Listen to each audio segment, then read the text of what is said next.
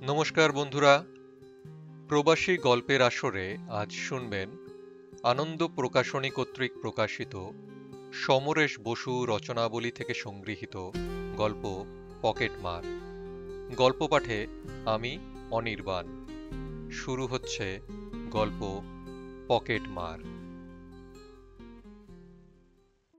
ওং সর্বমঙ্গলে শিবে সর্বার্থ সাধিকে শরণ্যে ত্রম্বকে গৌরী নারায়ণী নমস্তুতে। আহ্নিক শেষ করিয়া গৌরমোহন ষষ্ঠাঙ্গে প্রণাম করিলেন। রহিলেন সে অবস্থায় বেশ খানিকক্ষণ। তখনও তাহার কম্পিত ঠোঁটে ও অস্ফুট গলায় কোনো প্রার্থনার ধ্বনি শোনা যাইতে লাগিল। প্রণাম সারিয়া যত্নপূর্বক দৈনন্দিন চন্দনচর্চিত গীতা এবং চণ্ডী শালুর কাপড়ে জড়াইয়া তুলিয়া রাখিলেন ঠাকুরের আসনের এক প্রান্তে।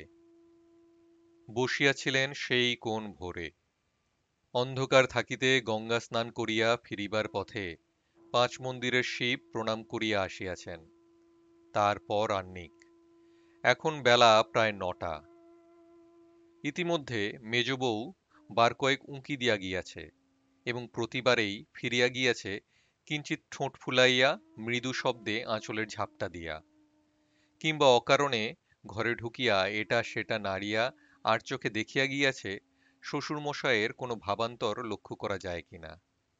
কেননা বিশেষ কার্যোপলক্ষে তাড়াতাড়ির জন্য তাহাকে সন্ধ্যা আহ্নিক করিতেও দেখা গিয়াছে, কিন্তু আজ বৃথা। গৌরমোহনের চোখ তখনও অর্ধ নিমীলিত, ভাবে এবং ভক্তিতে শান্ত ও গম্ভীর সে চোখের দৃষ্টি, কপাল চন্দন চর্চিত।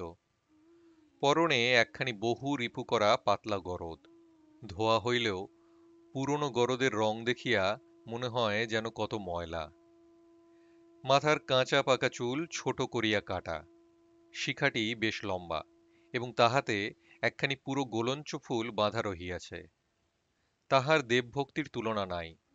সারা ভাটপাড়ায় তাহার ভক্তিমান ও সৎ বলিয়া খুবই সুনাম। তিনিই বলেন, এ নিয়েই তো বেঁচে আছি, আর কি বা আছে, কেই বা আছেন বলো। সত্য, তাহার আর কি আছে। একসময় চটকলে কেরানির কাজ করিয়াছেন, তাই ছেলেকে লেখাপড়া শিখাইয়া মানুষ করিয়াছেন। কিন্তু ভাগ্য কিছুটা অপ্রসন্ন ছিল। বড় ছেলেটি বিধবা বউ এবং একটি ছেলে রাখিয়া মারা গিয়াছে।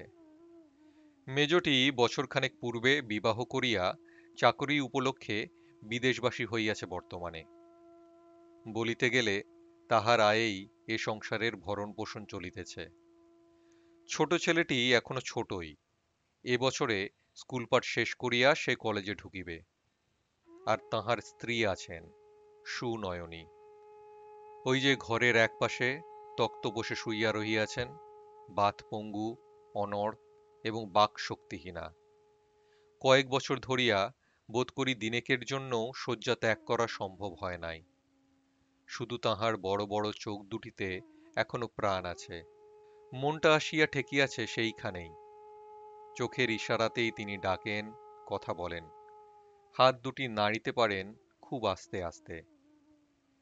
এ বাড়ি এবং মানুষগুলির দিকে চাহিলেই বোঝা যায় সুনয়নীর মৃত্যুর জন্য সবাই প্রতীক্ষা করিতেছে, কিন্তু তিনি সবাইকে নিরাশ করিতেছেন দিনের পর দিন। সারা দিনের মধ্যে তাহার প্রতি নজর কারো বড় একটা পড়ে না, খাওয়াইবার সময়টুকু ছাড়া। বলিতে গেলে এখন তিনি না মরিয়াও মরিয়া রহিয়াছেন। আহ্নিকের শেষ ঘণ্টাধ্বনি শুনিয়াই মেজ বউ মালতী ছুটিয়া আসিল। বালিকা মাত্র, বয়স বছর ১৬-১৭ হইবে বা।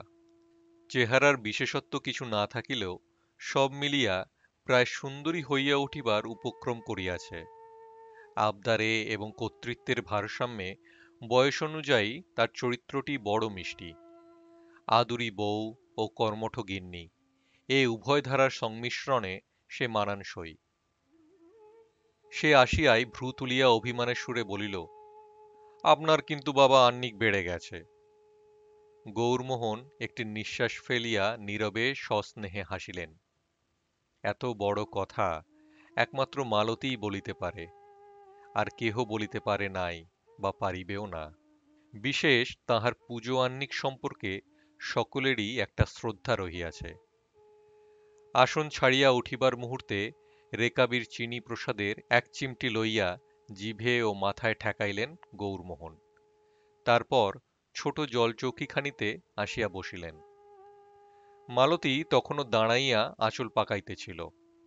খসা ঘোমটা টানিয়া দিয়া সে বলিল, আজকে কিন্তু বাবা আর না বলতে পারবেন না, আগেই বলে রাখছি। গৌরমোহনের মুখে হাসি লাগিয়াই আছে। বিরক্ত বা ক্ষুব্ধ হইলেও তিনি তা চকিতে গোপন করেন। বলেন, হ্যাঁ গো বেটি, তাই হবে। এখন তুমি আর বলিতে হয় না। খুশিতে চড়াই পাখির মতো ফুৎকারে উড়িয়া গেল মালতী রান্নাঘরের দিকে। আবার তেমনি চকিতে ফিরিয়া আসিল একটি ছোট বাটি ও চামচ লইয়া। গৌরমোহনের স্নেহহাসি মুগ্ধ হইয়া উঠিল। বলিলেন, এ আবার কি? মালতী লজ্জায় আনন্দে বাটির দিকে চাহিয়া বলিল, ছোলা আর লঙ্কা ভাজা নুন দিয়ে বেটে দিয়েছি, চায়ের সঙ্গে খুব ভালো লাগবে, খেয়ে দেখুন। পাগলি কোথাকার! খুশিতে উজ্জ্বল হইয়া উঠিল গৌরমোহনের মুখ। আজকাল এক কাপ চা ছাড়া সকালে আর কিছু পাওয়া যায় না। এটা মালতীর বিশেষ আয়োজন। ফিরিবার পথে মালতী আপন মনে হাসিয়া আবার দাঁড়াইল। চোখ বড় করিয়া বলিল, জানেন বাবা, অনুদের বাড়ির বউয়ের চুড়িগুলো আমি আজ দেখে এসেছি।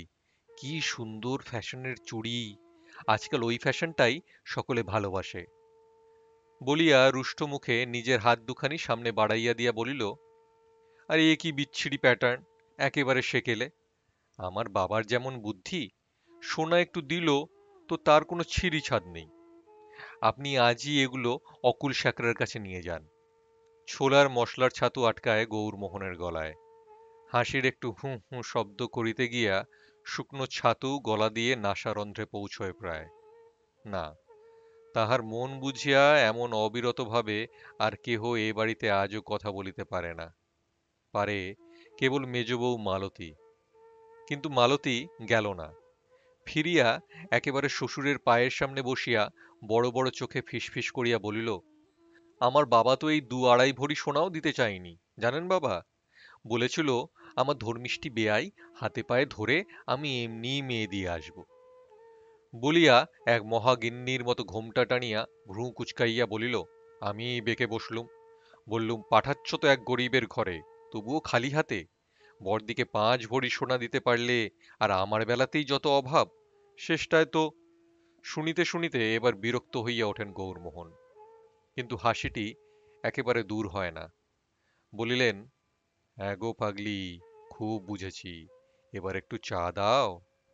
ওমা, ভুলেই গেছি, বলিয়াই পড়িমড়ি করিয়া ছুটিল মালতী। আশ্চর্য! আপন বাপও এমন পর হইয়া যায় মেয়েদের কাছে, আর সে গল্পও কিনা একেবারে শ্বশুরের কাছে। গৌরমোহনের ক্ষুব্ধ মুখ হইতে হাসিটুক সম্পূর্ণ বিলুপ্ত হইয়া গিয়াছে।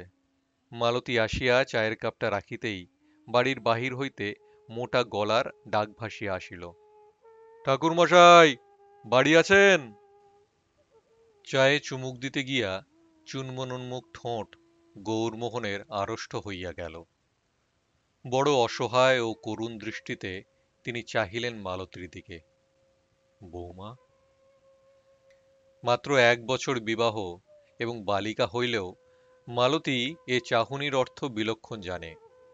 সে এক মুহূর্ত অপেক্ষা করিয়া উঠোনে আসিয়া জোর গলায় বলিল, দেখো তো ঠাকুরপো, বাবাকে কে ডাকে, বলে দাও বাড়ি নেই। কল্পিত ঠাকুরপোকে কথাটি বলিয়াই সে সদর দরজার কাছে ছুটিয়া গিয়া ফুটো দিয়া দেখে লোকটা কি বলে। দেখিল, লোকটা সংশয়ান্বিতভাবে দরজার দিকে চাহিয়া কি যেন বিড়বিড় করিতে করিতে চলিয়া যাইতেছে। সে হাসিতে হাসিতে আসিয়া সে কথা শ্বশুরকে বলিল। সে হাসিতে যোগ দেওয়া বা হাসিটুকু চাহিয়া দেখাও যে গৌরমোহনের পক্ষে কত কঠিন, মালতী তাহা জানে না। তাই সে পাওনাদার বলরামের প্রবঞ্চিত মুখ স্মরণ করিয়া হাসিয়া আকুল হইল। গৌরমোহনের কপালে রেখাগুলি জংশন স্টেশনের লাইনের মতো বাঁকিয়া চড়িয়া উঠিল। ক্ষোভে, বেদনায়, আফসোসে ও অপমানে কালো হইয়া উঠিল গৌরবর্ণ মুখ। অথচ একদিন তার সততার ঢাক বাজাইয়াছে লোকে। তার চটকলের সহকর্মীরা শুধুমাত্র ঘুষের পয়সায় অর্থ সঞ্চয় করিয়া সকলেই অল্প বিস্তর ঐশ্বর্য করিয়াছে, কিন্তু তিনি পারেন নাই। সে সততার ঢাক আজ শুধু ঢসকাইয়া যায় নাই, যেন উপহাসের খেউড় গানের তাল হইয়া উঠিয়াছে। কি লাভ হইয়াছে সেদিনের সাদা লক্ষ্মী পায়ে ঠেলিয়া? আজও তাহাকে কয়েকটি দোকানের হিসাব লিখিয়া এ ঝুঁকির মরা সংসারে ঠোকা জোড়া দিতে হয়। সুদূর কানপুরে মেজ ছেলেটি প্রকৃতপক্ষে নির্বাসিত থাকিয়া মাসিক কিছু টাকা পাঠায়, অথচ এত বড় সংসার, ফলে দেনার শেষ নাই, এবং দেনা করিয়া তার শোধ দিতে পারেন না। মিথ্যার আশ্রয় লইয়া লুকাইয়া বেড়াইতে হয়। ছোট ছেলেটি লেখাপড়া শিখিতেছে বটে, কিন্তু পাঠ্যের চেয়ে অপাঠ্য পুস্তক বেশি পাঠ করিয়া বিগড়াইয়া যাইতেছে। অবশ্য ধর্মবিরুদ্ধ কথা আজকাল সব ছেলেপুলেরাই বলিয়া থাকে, কিন্তু ছেলেটি তার রাষ্ট্রবিরুদ্ধ সর্বনাশের পথ ধরিয়াছে। সর্বনাশ বই কি! এই হতভাগ্য দেশের দরিদ্র সন্তানেরা রাষ্ট্রবিরোধী হইলে তাহার জন্য লাঞ্ছনা ও মৃত্যু প্রতি মুহূর্তে ওৎ পাতিয়া থাকে। কিন্তু এত মেধা লইয়া ছেলের মরা চলিতে পারে না। তাহা হইলে এই সংসারের ভার কে লইবে? তাহাকে সব সহিয়া শুধুমাত্র উপার্জনক্ষম হইতে হইবে। জীবনের এ নানান দুর্যোগে বিচলিত হইয়া গৌরমোহন অভিমান ক্ষুব্ধ মুখে তাকান ঘরের ইষ্ট দেবতার দিকে। ঠাকুর, অনেক দূর তো এনে ফেলেছ, আর কত দূর? তারপর এক নিঃশ্বাসের শব্দে চমকাইয়া সুনয়নীর দিকে তাকান। হ্যাঁ, মনে থাকে না যে ঘরে আর একটি মানুষ আছে, সে সবই শুনিতেছে, এবং বিচিত্র অপলক একজোড়া চোখ লইয়া সবই দেখিতেছে। দেখিলেন স্ত্রীর চোখ জোড়া তার দিকেই নিবদ্ধ। তাড়াতাড়ি একবার ভাবিয়া লইলেন আজ অমাবস্যা বা পূর্ণিমা কিনা, কারণ ওইসব দিনগুলিতে সুনয়নীর এ ভোগান্তের উপরেও যন্ত্রণা বাড়ে। বলিলেন, কিছু বলছো? সুনয়নীর মাথা একটু নড়িল বা, চোখের তারা দুটি একবার ঘুরিয়া গেল এপাশে ওপাশে, অর্থাৎ কিছু বলিবেন না। কিন্তু সুনয়নীর মনের এবং হৃদয়ের সমস্ত ভাব ও কথা তাহার স্থির চোখে জমা হইয়া এমন বিচিত্র দৃষ্টি হইয়াছে যে সে চোখের দিকে একটু বেশি সময় তাকাইয়া থাকা এক দুরূহ ব্যাপার। চোখের উপর সমস্ত চেতনা আসিয়া পড়ায় তাহা বড় হইয়া উঠিয়াছে, এবং সাপের মতো অপলক বলিয়া সবাক না হইয়াও সে অবাক চোখে কত না ভাব। বেশিক্ষণ তাকাইয়া থাকিলে মনটার মধ্যে কেমন করে ভয়ও হয়। মালতী ছিল না, কোথাও গিয়েছিল। আবার ঢুকিল ঝড়ের মতন শাড়ির আঁচল উড়াইয়া, আসিয়াও থমকিয়া দাঁড়াইল দরজার কাছে। ছুটিয়া আসিতে হাঁপাইয়া পড়িয়াছে সে। তার নাকের পাটা কাঁপিতেছে, দুলিয়া দুলিয়া উঠিতেছে ষোড়শী বুক, এবং কিসের গোপন লজ্জায় যেন আর চোখে শ্বশুরের দিকে তাকাইতেছে। ট্যাপা ঠোঁটের কোণে সলজ্জ হাসি চমকাইতেছে। হাতে একখানি কিসের বই উঁকি মারিতেছে তার আঁচল ঢাকা হইতে। নতুন কোনো আবদারের আশঙ্কায় গৌরমোহন হাসিলেন, বলিলেন, হাতে আবার ওটা কি বৌমা? এ কথার জন্যই বোধহয় মালতী অপেক্ষা করিতেছিল। তাড়াতাড়ি বইটার একটা পাতা খুলিয়া সে গৌরমোহনের পায়ের কাছে বসিয়া পড়িল। অলংকারের নমুনা চিত্রের একটি বই। তাহার ভিতর হইতে তাহার পছন্দসই নমুনাটি বাহির করিয়া দেখাইয়া বলিল, এই যে বাবা, এই নমুনাটা, এরকম তৈরি করতে হবে। অনুদের বই এটা, চেয়ে নিয়ে এলাম। আপনি এই বইটাও নিয়ে যান, নইলে শ্যাকরা কি করে বসবে। গৌরমোহনের হাসি মুখ বিরক্তি ও কারুণ্যে বিচিত্র হইয়া উঠিল। একটা অদ্ভুত শব্দ বাহির হইল তাঁর নাকের ভিতর দিয়া। তিনি বার কয়েক হুঁ হুঁ করিয়া সব বুঝিয়া মানিয়া লইলেন। কিন্তু ব্যাপারটা মালতীর মনোপুত হইল না, সে এক মুহূর্ত আঙুল কামড়াইয়া কি ভাবিল, পর মুহূর্তেই উজ্জ্বল চোখে ছুটিয়া বাহির হইয়া গেল। আবার ফিরিয়া আসিল একটি পেন্সিল লইয়া, এবং তাহার নমুনার পাশে একটি ঢেরা কাটিয়া বলিল, দেখুন বাবা, এই দাগ রইল, আবার ভুল করে বসবেন না যেন। দেখেছেন দাগটা? যেন যুদ্ধের পূর্বে সেনাপতিকে রাজা রাজ্যের ম্যাপ দেখাইতেছেন। বিরক্তি হইলেও গৌরমোহন যেন বিরক্ত হন নাই, এবং আর বুঝাইতে হইবে না গোছের করিয়া বলিলেন, দেখেছি গো, দেখেছি। তুমি আমাকে এবার একটু তামাক খাওয়াও তো। ওমা, ভুলেই গেছি, বলিয়া সে তাড়াতাড়ি তার প্রাত্যহিক কোলকে সজ্জা করিয়া আগুনের জন্য রান্নাঘরে গেল। সেখানে বিধবা বড় বউ তার দামাল ছেলেটিকে লইয়া রান্নার কাজে বড় ঝামেলার মধ্যে পড়িয়াছিল। সে অনেকক্ষণ হইতেই মালতীর ব্যাপারটা লক্ষ্য করিতেছিল, কিন্তু বলিতেছিল না কিছুই। কেবল থাকিয়া থাকিয়া বিদ্রূপের হাসিতে তাহার ঠোঁটের কোণ বাঁকিয়া উঠিতেছিল। মালতীকে দেখিয়া ছেলেটি আসিয়া তাহাকে জাপটাইয়া ধরিল, এবং তাহার মায়ের ডাকের অনুসরণ করিয়া বলিয়া উঠিল, মালতী, ওই মালতী, আমার খিদে পেয়েছে, মা দেয় না। মালতী ব্যস্ত গিন্নির মতো শিশুকে তাড়াতাড়ি আলতো চুম্বনে ভুলাইয়া বলিল, লক্ষ্মী বাবা, আমি কাজটা সেরে নি, তারপর সব দেখছি। জায়ের দিকে ফিরিয়া বলিল, ওকে কিছু খেতে দাও না বর্দি। বর্দি তখন শিল নোড়া লইয়া পড়িয়াছে। মুখ না ফিরাইয়া বলিল, কি আছে যে দেব? এ হতভাগা সংসারে কি সকালে 2 পয়সার মুড়িও আসবে যে দেব? একেবারে ভাত হলেই খাবে। তবুও উৎসাহের আতিশয্যে মালতীর মনে হইল না যে ছোলার ছাতু তার অভুক্ত ভাশুরপোকে দেওয়া হয় নাই। সে আবার কাজটা সেরে নিই বলিয়া চলিয়া গেল। রান্নাঘরে বড় বউ একলা ঠোঁট উল্টাইয়া হাতের একটা বিচিত্র ভঙ্গি করিয়া যেন শিলনোড়াকেই বলিল, হায় রে কাজ, হতভাগী, কি নিয়ে তোর মাতামাতি, 2 দিন বাদে তো সবই ঘুচবে। নিজেকে দেখাইয়া বলিল, এ গায়ে কি কম সোনা ছিল, তা সবই গেছে এ সংসারের পেটে। যা হাড়ল গর্ত বাবা এ সংসারের। মালতী তখন শ্বশুরকে তামাক দিয়া বাক্স হইতে তার জমানো যে টাকা ছিল তাহা বাহির করিল। একখানি ফর্সা রুমালে হাতের 6 গাছা চুড়ি ও সেই টাকা বাঁধিয়া শ্বশুরকে দিয়া বলিল, সোনা 1.5 ভরি আছে বাবা, সামনে থেকে ওজন করিয়ে নেবেন। ব্রোঞ্জ আর কিনতে হবে না, ওর উপরেই কাজ হবে। বানি খরচের টাকা ওর মধ্যেই রইল। এক মুহূর্ত চিন্তা করিয়া আবার বলিল, যদি দেখেন বানি খরচা কুলাচ্ছে না, তাহলে আনাটাক সোনা বেচে দেবেন, কেমন? হ্যাঁ, সবই বুঝিয়াছেন গৌরমোহন, কিন্তু তিনি একটা দুর্ভাবনায় বিচলিত হইয়া উঠিয়াছেন। এ সংসারে অভাব চিরকালের, তাই সুনয়নী হইতে শুরু করিয়া বড় বউ সকলেরই গা হইতে বিন্দু সোনাও চিমটি কাটিয়া লইয়া এ সংসার বাঁচাইতে ব্যয় হইয়াছে। সকলেরই মনে দুঃখ হইয়াছে সোনা দিতে।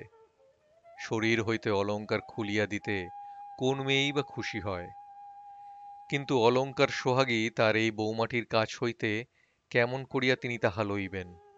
গহনার শোকে যে মরিয়া যাইবে তাহার বৌমা, এমন যাহার সোনা অন্ত প্রাণ, তাহার প্রাণটুকুও সোনা দিয়ে মোড়া হইলে বোধ হয় ভালো হইত।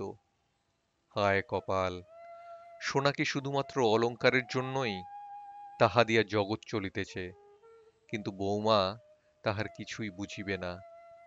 জামা পরিয়া চুড়ি ও পয়সার পুটুলি পকেটে লইয়া নমুনার খাতাটি বগলে গৌরমোহন বাহির হইলেন। অনেকদিন বলিয়া বলিয়া আজ মালতীর মনোবাঞ্ছা পূর্ণ হইতে যাইতেছে। সেই খুশিতে সে আপন মনে হাসিতেছিল। বোধ করি ভাবিতেছিল, সেই চুড়ি পরিয়া কেমন ভাবে সে অনুদের বাড়িতে গিয়া দেখাইবে, এবং এই হাতে কেমন মানাইবে, বা সবাই না জানি কত প্রশংসাই করিবে। ভাবিতে ভাবিতে হঠাৎ হাতের দিকে নজর পড়িতে অভ্যাসের ভুলে চুড়ি না দেখিয়া বুকটা তাহার ছ্যাঁত করিয়া উঠিল। পর মুহূর্তেই হাসিয়া উঠিল, এবং ছুটিয়া দরজার কাছে প্রায় গৌরমোহনের গায়ের উপর হুমড়ি খাইয়া পড়িয়া বলিল, বাবা, খুব সাবধান, যা পকেট মারে দৌরাত্ম্য আজকাল। গৌরমোহন নিরুত্তরে বাহির হইতেছিলেন ঘাড় নাড়িয়া। কিন্তু মালতী আবার খুব বিবেচনা করিয়া বলিল, নিচের পকেটের চেয়ে ওটা আপনি বুক পকেটে রাখুন বাবা। ও সব্বনেশেরা কখন কি করে বসে তার ঠিক কি? গৌরমোহন রাগে ও বিরক্তিতে এবার বেশ সশব্দেই হাসিয়া উঠিলেন এবং মুখ ফিরাইয়া বুক পকেটেই রুমালখানি রাখিয়া বাহির হইয়া গেলেন। ঘরের মধ্যে সুনয়নীর চোখের তারা দুইটি ঘরের বিগ্রহের দিকে নিবদ্ধ। ঠোঁট সামান্য নড়িতেছিল তাহার। তিনি বলিতেছিলেন, দুগ্গা দুগ্গা। মালতী ফিরিয়া আসিয়া জায়ের ছেলেটিকে আদর করিতে লাগিল এবং বারবার নিজের খালি হাত দুইটির দিকে চাহিয়া যেন প্রিয় আগমনের উল্লাসে চোখ হাসিয়া উঠিতে লাগিল। গৌরমোহন ৫ মন্দির পার হইয়া যে রাস্তাটা আঁকিয়া বাঁকিয়া বড় রাস্তায় গিয়াছে সে পথ ধরিলেন। তাহাকে প্রথমে যাইতে হইবে হাজরার দোকানে, তারপর সাধুকার তেল ঘিয়ের খুচরা বিক্রির ঘরে। ও বেলা আবার সেই কাঁকিনাড়ায় যাইতে হইবে কয়েকটি দোকানে হিসাব লিখিতে। কোন ফাঁকে যে একটু সময় করিয়া আকুল স্যাকরার ঘরে যাইবেন তাহাই ভাবিতেছিলেন। বড় রাস্তার মোড়ে আসিতেই হঠাৎ চায়ের দোকান হইতে প্রায় গোপন হত্যাকারী সর্বনেশে শনি ঠাকুরের মতো পাওনাদার বলরাম শাহ গৌরমোহনের মুখের সামনে আসিয়া দাঁড়াইল এবং প্রণাম ভুলিয়া দাঁত খিঁচাইয়া জোর গলায় বলিয়া উঠিল, তবে যে বড় বাড়ির মেয়ে মানুষকে দিয়ে বলিয়ে দিলেন বাড়ি নেই আপনি, হ্যাঁ? বামুন হয়ে এমন মিছে কথা! যেন প্রচণ্ড বজ্রাঘাতে গৌরমোহনের সর্বাঙ্গ পুড়িয়া গেল। রক্ত নাই তাহার মুখে। তিনি বলিতে চাহিলেন, বলরাম, একটু আস্তে। কিন্তু তাহার ঠোঁট নড়িল না, শব্দ বাহির হইল না।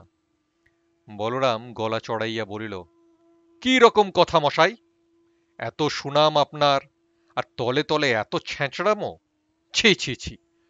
তখন বলে কত কথা, ছেলের এক্সামিনের ফি দিতে হবে, পরিবারের চিকিৎসার জন্য কোবরেজকে টাকা দিতে হবে, আর এখন দেখা করা তো দূরের কথা, মেয়ে মানুষকে দিয়ে মিছে কথা বলে দেয়। আমি ঠিক বুঝেছি। এবং বলরামের আস্ফলনে দুই একজন লোক জমিতেছিল। গৌরমোহনের দরদর করিয়া ঘাম ঝরিতেছে, কপালের চন্দন পড়িতেছে গলিয়া গলিয়া, আর পৃথিবী দুলিয়া উঠিলেও দ্বিধা হইতেছে না। তিনি হঠাৎ মরিয়া হইয়া বলিয়া উঠিলেন, পরশু, পরশু তোমার টাকা নিশ্চয় পাবে বলরাম। হাজরার দোকানে তুমি এসো, আমি থাকব। বলরাম চিৎকার করিয়া সমবেত কয়েকজনকে গৌরমোহনের প্রতিজ্ঞার কথা শুনাইয়া দিল। একটু অগ্রসর হইয়া গৌরমোহন দেখিলেন, ঘটনা দেখিয়া অদূরেই তাহার ছোট ছেলেটি চোখাচোখি হইবার আশঙ্কায় অন্যদিকে মুখ ফিরাইয়া মাথা নিচু করিয়া দাঁড়াইয়া রহিয়াছে। গৌরমোহনের চোখে হঠাৎ পথ ও মানুষ সব ঝাপসা হয়ে গেল। একটা নোনা জলের স্বাদ তাহার মুখ ভরিয়া তুলিল, গাল বহিয়া আসিল। মনে হইল তাহার কানের কাছে যেন কাহারা কোলাহল করিতেছে, এক্সামিন, চিকিৎসে, দুধ, কয়লা। বাড়ি ফিরিয়া গৌরমোহন ভাবিতেছিলেন ছেলে সব কথাই বলিয়া দিয়াছে, কিন্তু হাওয়া দেখিয়া বুঝিলেন বলে নাই। মালতী আসিয়া জানিয়া তৃপ্ত হইল যে চুড়ি ও টাকা স্যাকরার ঘরে পৌঁছিয়াছে, বাণী খরচা আর লাগিবে না এবং 4 দিনের মধ্যেই পাওয়া যাইবে। বলিল, দেখুন বাবা, আমার হাতটা কেমন ন্যাড়া ন্যাড়া দেখাচ্ছে, মেয়ে মানুষের গায়ে সোনা না থাকলে কি বিচ্ছিরি দেখায়। তারপর চোখ বড় বড় করিয়া বলিল, সোনা পড়লে নাকি শরীর ভালো থাকে বাবা, হ্যাঁ? গৌরমোহন হাসিতে চেষ্টা করিয়া অন্যমনস্কভাবে সায় দিলেন। তৃতীয় দিনে মালতী বায়না ধরিয়া বসিল, নতুন চুড়ি পরে আমি 2 দিন বাপের বাড়ি ঘুরে আসবো বাবা, যেতে দেবেন তো? গৌরমোহন যেন চুড়ির কথা ভুলিয়া গিয়াছিলেন। কয়েক মুহূর্ত মালতীর মুখের দিকে তাকাইয়া থাকিয়া হঠাৎ বলিলেন, ও আচ্ছা গো আচ্ছা, যেও। পরদিন সন্ধ্যের পরে গৌরমোহন মাতালের মতো টলিতে টলিতে বাড়ি ঢুকিলেন এবং হাতের ছড়িটি উঠানে ফেলিয়া দিয়া একটা শ্বাসরোধী শব্দ করিতে করিতে বসিয়া পড়িলেন মাথায় হাত দিয়া। তাহার সর্বাঙ্গে ঘাম পড়িতেছে, ভিজিয়া গিয়াছে জামা। মালতী এবং বড় বউ রান্নাঘর হইতে ছুটিয়া আসিল। বড় বউ বলিল, কি হয়েছে বাবা, অমন করছেন কেন? ভয় পাইয়া সে চিৎকার করিয়া উঠিল, ঠাকুরপো, শিগগির এসো, কি সর্বনাশ, কি হবে? বাবা উঠুন, ঘরে চলুন। মালতী দুই হাতে গৌরমোহনকে টানিয়া তুলিতে চেষ্টা করিল এবং বারবার বলিতে লাগিল, কেন এমন হলো, কি হলো? ছোট ছেলেটি বাড়িতে না থাকাতে বড় বউ ও মালতীর চেষ্টাতেই গৌরমোহন ঘরে আসিয়া দেওয়ালে হেলান দিয়া বসিয়া পড়িলেন। মালতী অকস্মাৎ দারুণ চিন্তায় চমকাইয়া শিহরিয়া উঠিয়া গৌরমোহনের প্রায় কোলের কাছে আসিয়া বলিল, বাবা, আমার চুড়ি এনেছেন তো? গৌরমোহন যেন কান্না চাপিয়া এক হাতে মুখ ঢাকিয়া আরেক হাতে তাহার একটি প্রায় অর্ধেক কাটা নিচের পকেট দেখাইয়া দিলেন এবং ধপাস করিয়া মাটিতে মুখ গুঁজিয়া পড়িলেন। হ্যাঁ, পকেট কেটে নিয়েছে বলিয়া ডুকরাইয়া উঠিয়া মালতীও আছড়াইয়া পড়িল মেঝের উপর এবং বালিকার মতোই কাঁদিতে লাগিল। আমার চুড়ি নেই, আমার চুড়ি নেই, বাবা দিতে চাইনি, মুখ ফুটে চেয়ে এনেছি গো। বড় বউ, শ্বশুর ও ছোট জা উভয়কে লইয়া পড়িল এবং নানান সান্ত্বনার কথায় চেষ্টা করিতে লাগিল প্রবোধ দিতে। তাহার ছেলেটি বারবার মায়ের থুতনি ধরিয়া জিজ্ঞাসা করিতে লাগিল, মা, মালতী কাঁদে কেন? কান্নার মধ্যেই মালতী জিজ্ঞাসা করিল, বাবা, নতুন প্যাটার্ন করা হয়ে গেছিল? গৌরমোহন গোজা মাথা নাড়িয়া জানাইলেন, হ্যাঁ হ্যাঁ। মালতীর কান্না আরো উদ্বেল হইয়া উঠিল, দেখতেও পেলুম না, দেখতেও পেলুম না। এমনি অনেকক্ষণ কাঁদিয়া আলুথালু বেশে উঠিয়া মালতী দরজার কাছে দাঁড়াইয়া আপন মনেই ভাঙা গলায় বলিল, বলরাম সার দেনাটাও যদি শোধ হতো। বলিতে বলিতে তার ঠোঁট কাঁপিয়া উঠিল থরথর করিয়া এবং কান্নার অশান্ত বেগ লইয়া সে বাহির হইয়া গেল। কি, কি বললে? বলিয়া হঠাৎ চমকাইয়া গৌরমোহন অপলক চোখে দরজার দিকে চাহিলেন, কিন্তু মালতী তখন চলিয়া গিয়াছে। রাত্রে আর কারো খাওয়া হইল না। বড় বউয়ের অনুনয়েও গৌরমোহন কিছু খাইলেন না, সুনয়নী খাইলেন না ওষুধ। তখন বড় বউ শ্বশুরকে শুইতে অনুরোধ করিয়া মালতীকে লইয়া তাহার শোয়ার ঘরের দরজা বন্ধ করিয়া দিল। ছোট ছেলেটি তখনও বাড়ি ফিরিয়া আসে নাই। গৌরমোহনের চোখ হঠাৎ সুনয়নীর দিকে পড়িতেই তিনি চমকাইয়া উঠিলেন। তার প্রতি অপলক স্থির নিবদ্ধ সেই চোখে কি দারুণ ভৎসনা ও তীব্র অভিযোগপূর্ণ বেদনা! মনে হইল তাহার বুকের চামড়া ছিঁড়িয়া কেহ সমস্ত হৃদয়টাকে খুলিয়া ধরিয়াছে এবং সেই খোলা হৃদয়ে ঢাকিতে তিনি যেন কোনো অগ্নিগর্ভে তলাইয়া যাইতেছেন। এক মুহূর্ত থমকাইয়া তিনি হঠাৎ সুনয়নীর রুগ্ন গন্ধ বিছানার ধারে গিয়া দুই হাতে তার বাত পঙ্গু হাত দুইখানি নিজের হাতে লইয়া সিক্ত গলায় ফিসফিস করিয়া কহিলেন, নয়ন, নিজের পকেট কেটে আমি দেনা শোধ করেছি। বৌমার কান্নায় এ বুকের কিছু নেই, কিন্তু তুমি যদি অমন করে চাও। বাকশক্তিহীনা সুনয়নী কোনো রকমে হাত দিয়া গৌরমোহনের মুখখানি তাহার মরিয়াও না মরা বুকে টানিয়া লইলেন এবং রোগবশত মাথার উপর হাত দুটি কাঁপিতে লাগিল। জল গড়াইয়া পড়িতে লাগিল তার স্থির অপলক সাপের মতো চোখ জোড়া হইতে। কিছু বলিতে চাহিলেন, পারিলেন না, কেবল ঠোঁট দুটি নড়িতে লাগিল।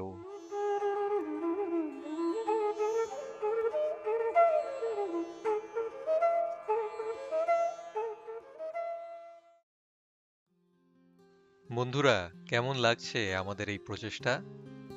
অনুগ্রহ করে আপনাদের মতামত আমাদের জানান। আর আমাদের এই পরিবেশনা আপনাদের ভালো লেগে থাকলে ভিডিওটি লাইক ও শেয়ার এবং আমাদের চ্যানেলটিকে সাবস্ক্রাইব করতে ভুলবেন না। তাই শুনতে থাকুন সঙ্গে থাকুন, ভালো থাকুন বন্ধুরা।